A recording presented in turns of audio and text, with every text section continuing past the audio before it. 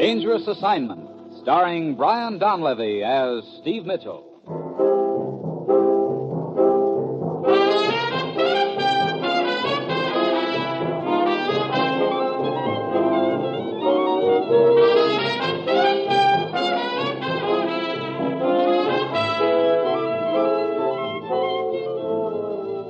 Yeah, danger is my assignment. I get sent to a lot of places I can't even pronounce. They all spell the same thing, though, trouble. But when I walk into the commissioner's office, I don't realize that this assignment's going to drop me into a spot where a kiss is either going to cure me or kill me.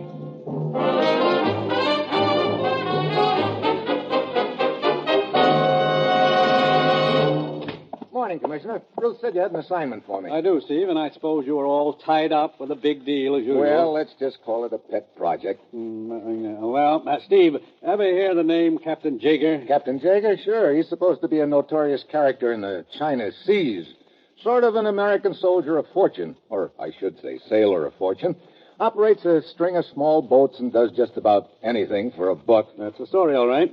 Supposedly he runs guns and other contraband to ports on the China coast, but we can never get the goods on him. Well, you're up to date on Captain Jaeger, all right. And, Steve, we're going to use Captain Jaeger to nail whoever is financing the entire contraband operation. Then this Captain Jaeger just runs this string of smuggling boats, huh? Yeah, you might put it like that. Captain Jaeger's personal boat is supposed to be a rusty old tramp steamer named the Shanghai Lady. Look, Commissioner, this is all pretty vague.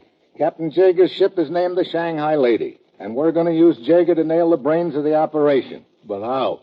Where do I start? Who do I work with? You report to Naval Intelligence at Luzon in the Philippines, Steve. Hey, you know there's a very peculiar gleam in your eye, Commissioner. Who, me? Yeah, you. There's a lot you haven't told me about this deal. I've told you all I can at this stage of the operation, Steve. Naval Intelligence in the Philippines will take it from there, and your plane leaves in just 1 hour. Well, that's it. You've got your assignment. Good luck.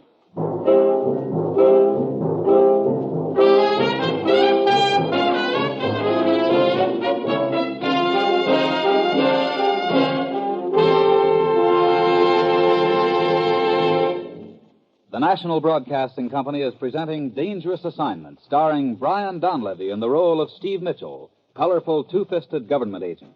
At all those places of the world where danger and intrigue walk hand in hand, there you'll find Steve Mitchell on another Dangerous Assignment.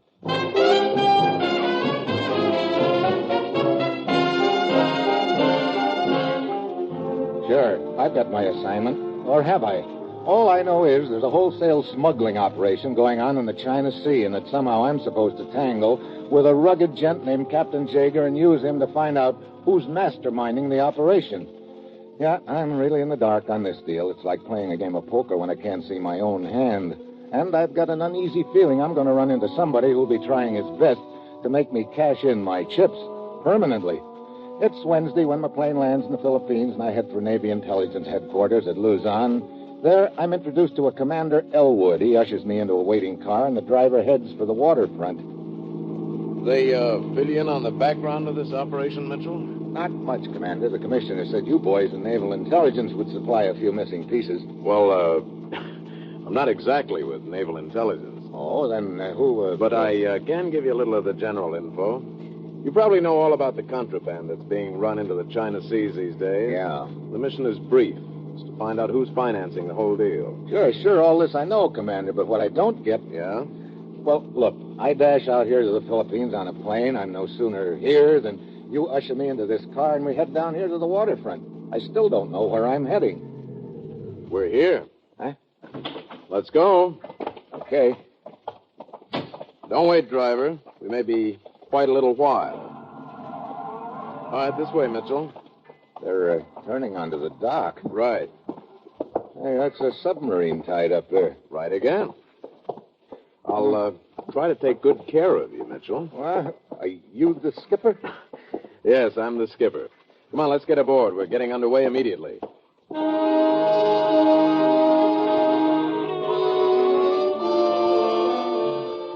We shove off, and as I watch the shoreline fade, I get that uneasy feeling again. We set our course southwest. The first day we cruise on the surface, but the second day we submerge. Late in the afternoon, the skipper sends for me. I find him in the conning tower. Well, we ought to be just about at the end of the line, Mitchell. Mm-hmm. Where are we? Well, that's just what we're going to find out right now. Up, periscope. Now we'll see what we can see. Hey, I guess I'll have to give that navigator of mine a raise. He's pretty good. Yeah, take a look, Mitchell. Okay. Looks like we're out in the middle of nowhere. Swing right a little now. Okay. Hey, a tramp steamer. Yeah. Can you make out the name on the stern? Shanghai Lady. Hey. Down, periscope. Look, what's the deal? Here, Steve, this envelope is for you. What's in it? Sealed orders. You're to open them when you get aboard. Get aboard what? The Shanghai Lady. Hey, now, wait a minute. I'm going to board Captain Jager's ship? Yeah, and right now. Stand by to surface.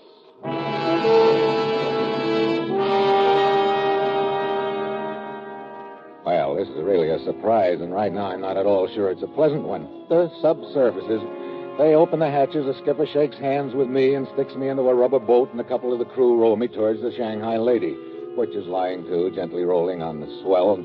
It's a rusty old tub, and when we get close, I see the crew standing at the rail staring down at me. And a more rugged-looking bunch of pirates I've never seen. I climb uneasily up the ladder and onto the deck. At close range, the crew is more sinister-looking than ever, and one of them, a stocky guy with a stocking cap, comes up to me. Hi. Yeah, Is Captain Jager around? this way. Up this ladder. Okay. Here. Inside. All right. This is Captain Jager's cabin. Oh? Well, where is he? Right here. Who, you? No, you. What? That's What? right. Look, is this some kind of a joke? No joke. Better read your orders, Mitchell. Mitch. Hey. Yeah, I guess I better. Anything that you don't understand, I'll fill in if I can. Hey. Surprise, huh? Yeah, it says there is no Captain Jager. That's right. But I don't understand all the stories I've heard about Sure, him. Mitchell. Remember during the last war, the RAF? Whenever anything went wrong, who did the pilots blame it on? Why, the gremlins? Hey, wait, are you trying to say that Captain Jager is a gremlin? More or less. The Navy started it, I guess. There's been a lot of trouble in these waters the last couple of years. So everything that went wrong, every time there were guns smuggled or things like that, they started saying Captain Jager did it. Well, I'll be... So that's why the commissioner had that gleam in his eye when he was talking about Captain Jager. But that doesn't explain this ship and its crew. Also my being sent here, unless... Oh, yeah. Sure, you get it. If everyone believes in Captain Jager, why not come up with one? Yeah, Captain Jager has a reputation for being a clever smuggler. Maybe the gent who's financing all this gun running will try to hire Captain Jager. That's the general idea. Let's go back out on deck. Okay. Any more questions? Yeah.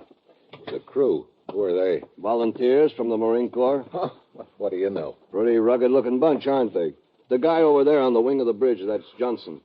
Bakewell's the one down there on the well deck. The others are below deck right now, all except the sleepy-looking cutthroat over there at the rail. They call him Tennessee. Hi, Skip. I wonder why. Hi, Tennessee. Long way from home, aren't you? Well, sure enough I am, Skip. A real long way from women, folks. Yeah. Hey, how much does the crew know about this deal? They didn't know anything until they got aboard. Now they have a general idea of the operation. Well, I guess that clears up everything but you. Mike Merrick, first mate of the Shanghai Lady, otherwise known as Lieutenant Merrick, United States Navy. Oh, well, I guess you can drop the accent for the time being. What accent? Oh, built in, huh? Yeah. Well, you're the skipper, Steve, or rather Captain Jager. What happens from now on is up to you. What's our position, Mike?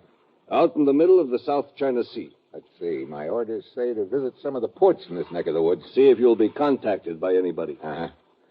Well, suppose we head for the Malayan Peninsula, down to Singapore, then over to Sumatra, Java, Borneo. Sounds fine. Something sure ought to happen in one of those places. Yeah, something will, all right. The question is, what? Well, come on, let's get underway.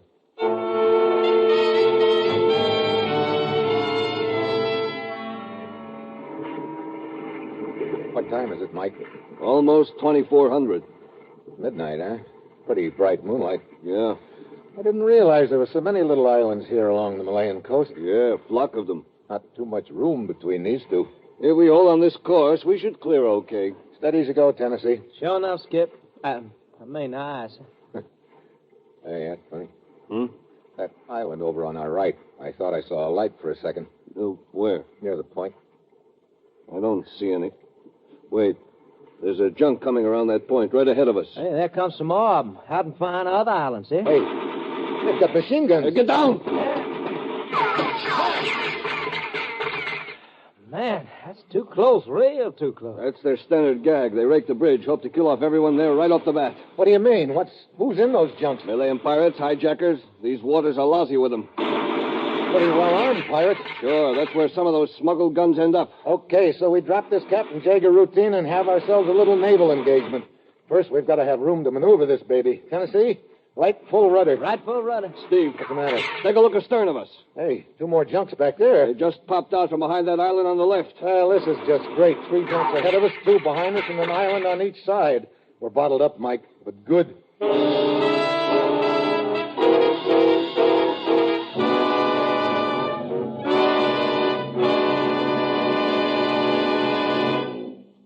It's the Silver Jubilee on NBC. People used to say it was the biggest cornet in the world, and the man who played it was Pete Kelly. You'll hear him, too, in radio's newest dramatic half-hour, Pete Kelly's Blues, tomorrow and every Wednesday evening on most NBC stations. Pete Kelly's Blues. It's about the big music, the big trouble, and the big roar of the 20s. Hear Pete Kelly's Blues tomorrow on most NBC stations.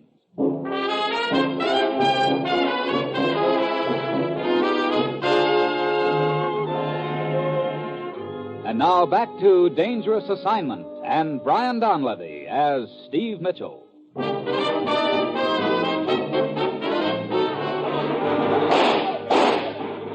Mike, those monkeys are probably going to try and board us.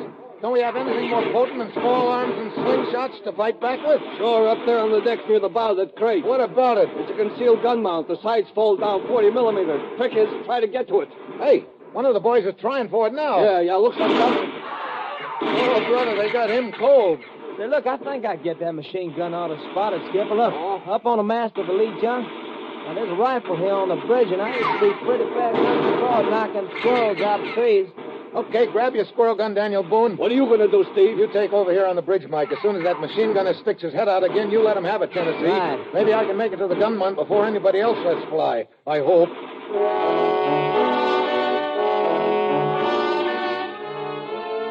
Tennessee eases over to the wing of the bridge and takes a sight. Then we wait. Now, just a little more now, sonny boy. Come on, baby, peek out. That's it now. Hold it. Ha-ha! Got him, Skip. I drop to the deck and run forward to the crate, pull down the slats, and dive behind the shield with no dime. I swing the 40 millimeter around and go to work on the nearest junk. It's point-blank range. The shell rips through the flimsy boat and sets it on fire. I shift to the next one and do likewise. A few bursts more, and the third one is done for. The other 2 turn tail. One of those I set on fire. The other slips around the island. I quit shooting and turn around. Mike is standing there grinning at me. What are you trying to do, burn the gun up? Why do you figure they jumped us in the first place, Mike? They probably thought we were running guns or other stuff to them. Tell them I don't get you. Routine with these guys. They order a load of guns, COD. Then they sneak out and hijack it on the way. Think of the money they save. Oh, brother, this is a real nice league we're playing ball in. Well, I guess we better start. Hold it. Huh? Take a look at that silhouette out there in the moonlight. A warship. They're blinking a message to us. Silhouette look familiar? Dutch by the look of it. Stand by for... Boarding party. Acknowledge. Out of the frying pan into the fire. We better acknowledge. Not yet. What? Hey, they turned their searchlight on us. Think they can read our names? Sure. What'll it do, Skipper? Straight ahead, Tennessee. Hey, Steve, those boys mean business. A shot across our bow. Okay, Tennessee. Stop the engines. Acknowledge the message. Yeah. What was the idea of that? Just acting the way they'd expect Captain Jaeger to act. Captain Jaeger.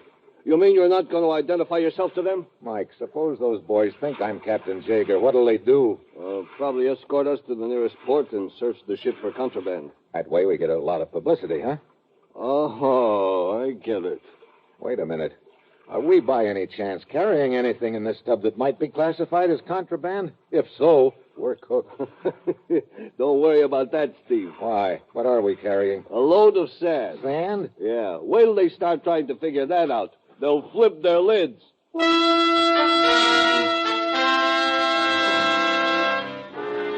That's just about what happens. They escort us into the same Dutch port we were heading for anyway. Throw me in jail and post the guard on board the ship. Then they start trying to figure out what the sand is all about. In the meantime, I'm waiting to see if anyone tries to contact me. The next afternoon, I'm lying on the cot in my cell when I hear a woman's voice out in the office. I wish to see Captain Jaeger, if you please. I am his wife. Now, this sounds real interesting. 2 minutes later, they usher my wife into the cell. Hello, darling. Hi. That is no way to greet me. Mm-hmm. There. Is not that way much better? Sure is. Like I keep telling myself, I'm so lucky to have a wife like you. Kisses for the nipple of the guard. I'll bet I got a lot more benefit out of it than he did. Collect. I told them I was Captain Jaeger's wife. Yeah, I heard you. Why? Otherwise, I do not think they would let me in. And I have to see you. Oh, what about? I wish to interview the famous Captain Jaeger. Interview me? Hey, who are you? As I told you, my name is Colette. I work for a newspaper syndicate. There are some questions I would like to ask you. Such as? How long do you expect to be locked up here? Well, that's up to the port authorities. What else? When you are released, where will you go? Why, haven't decided. One more question. Do you know where the Blue Parrot Bar is? I think I could find it. The first night you are released, perhaps? And how?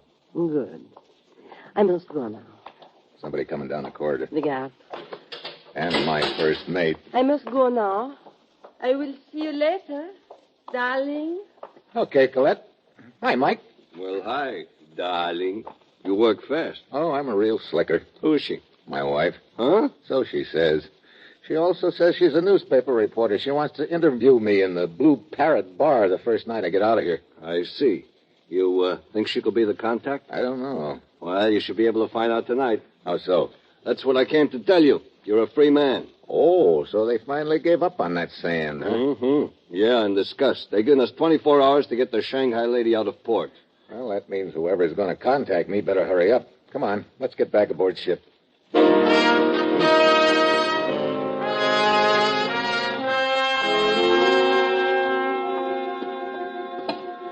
Here, Steve. I'll give you a hand up on deck. Thanks.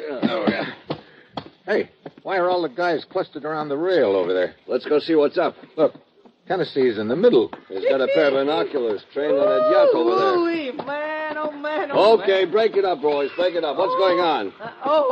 Skip, would you take a look at that? Let's have those binoculars. Oh, you mean that yacht? I mean, what's on it? What's that? Oh, well. What is it? Oh, a little number in dark glasses and a bikini bathing suit. Hey, she's waving at me. Look, what's with you anyway? Catnip, maybe? You know, this Captain Jaeger should have been invented a long time ago. Skip, I'm sure getting lonesome for my binoculars. Okay, Tennessee. Oh, thanks. Oh, shucks, all fogged up. Hey, Steve, look. She's gotten into a motorboat. Yeah, and she's heading this way. Looks like we're going to have a visitor. Come on, let's get down to the gangway. Okay. And that's a pretty expensive-looking yacht. Yeah.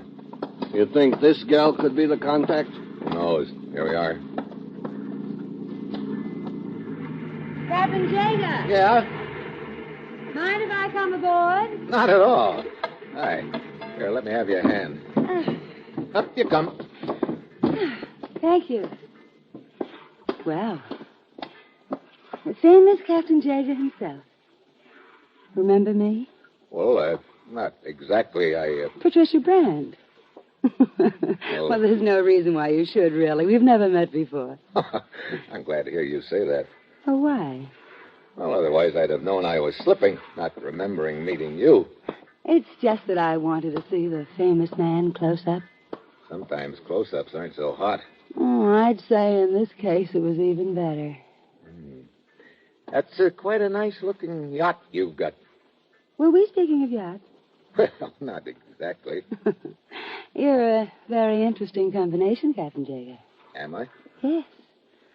I collect interesting things, you know. Look. Captain? Yeah, Mike. Excuse me, Patricia. Certainly. What is it, Mike? Another visitor. See? Bakewell's just helping him on deck. Mm-hmm. Little guy. Ever seen him before? No.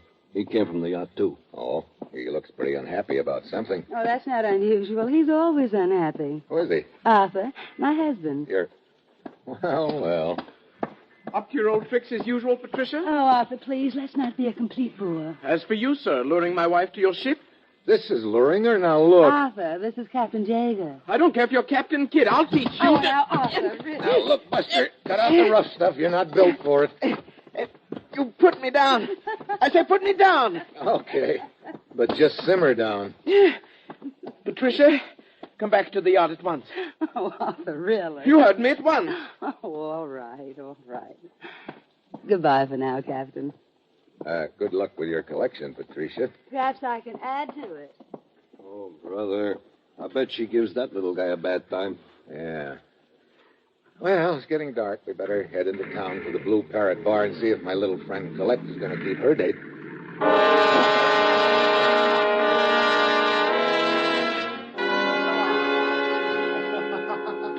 Captain Jager, you have kept the appointment. Sure, Colette. Right on time. Skipper, I'll shove off. I see a friend at the bar. Okay, Mike.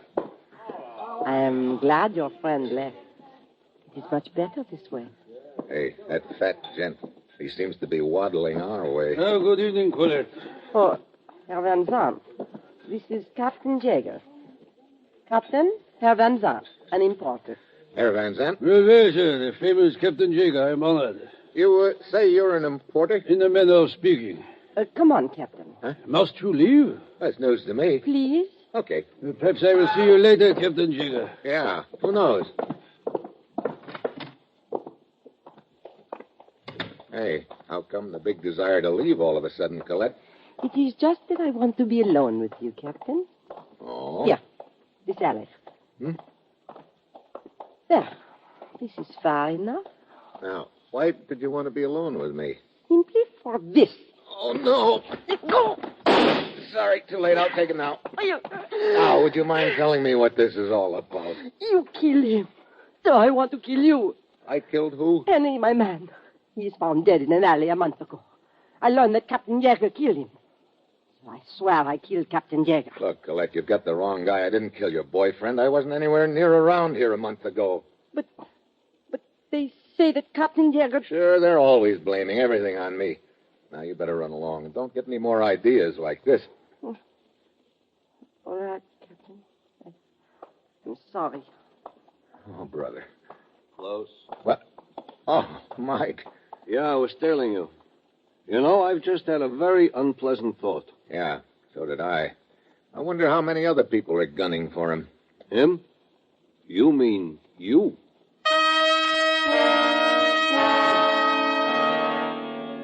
On that note of cheer, we go back to the ship. Tennessee is on deck, still glued to his binoculars and staring through the darkness at the lighted yacht and Patricia. Mike and I head for my cabin. Still no contact. Mr. Mitchell. Oh, Van Zandt. I took the liberty of waiting in your cabin because I must talk to you, Captain Jager. Why, sure, that's quite all right. You maybe have a business proposition for me? No, I have some credentials for you. Here. Credentials? I don't... Hey, you're a Dutch intelligence agent. Precisely. I tried to speak to you earlier this evening, but it seemed the little Colette had other plans. What's on your mind? There has been a leak. The whole plan is known. What? How could there have been a leak? Your Navy discovered a shallow grave in Luzon. The body of a man named Bakewell. But Bakewell is one of my crew. Not the real Bakewell, an impostor who killed Bakewell and assumed his identity, and thus was able to learn of the plan. Well, that explains the leak, all right. We have arrested this false Bakewell. He is now in jail ashore, but the damage has been done. It sure has. Oh, brother. This whole operation up in smoke and no closer to finding out who the brains of the smuggling operation is than we were before.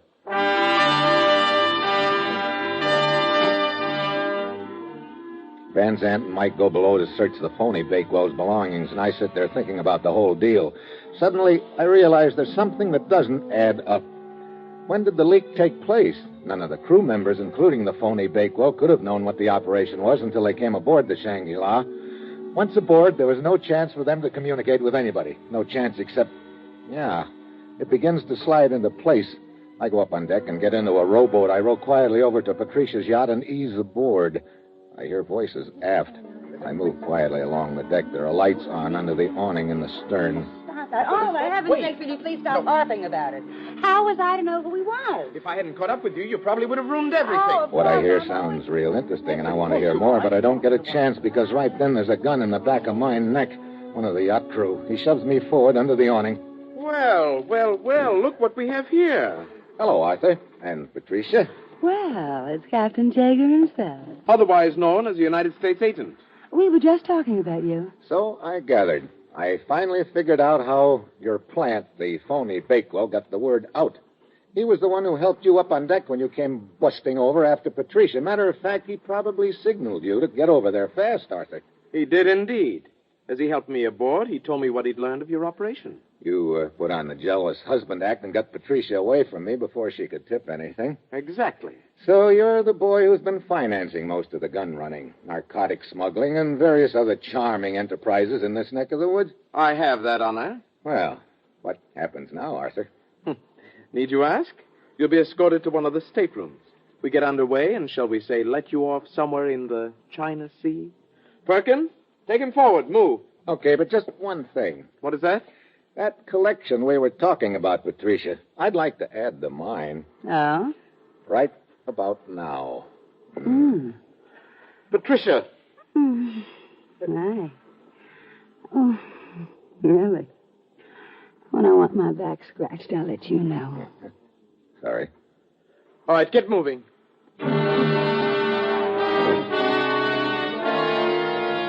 I start forward, the guard behind me, and I don't know whether the gag has worked or not, but I do know that if it hasn't, I'm cooked.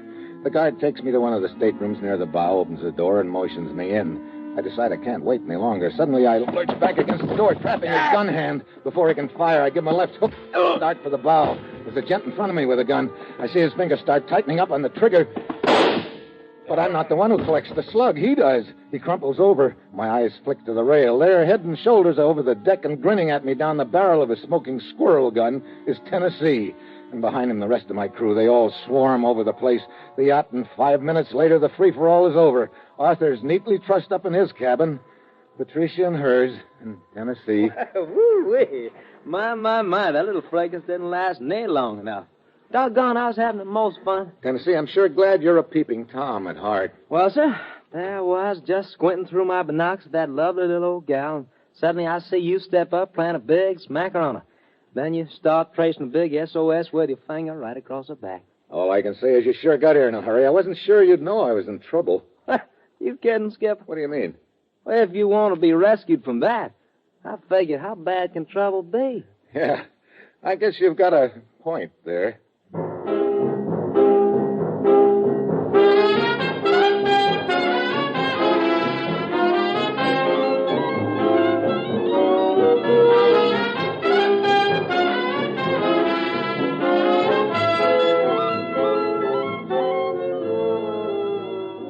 Dangerous Assignment, starring Brian Donlevy as Steve Mitchell with Herb Butterfield as the commissioner, is written by Bob Reif and Adrian Jandot, with music by Robert Armbruster, and is produced and directed by Bill Karn.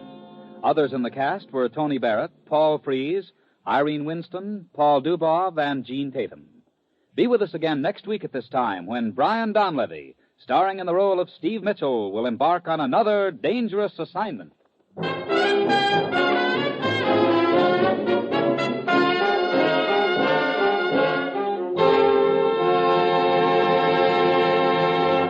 It's the Silver Jubilee on NBC.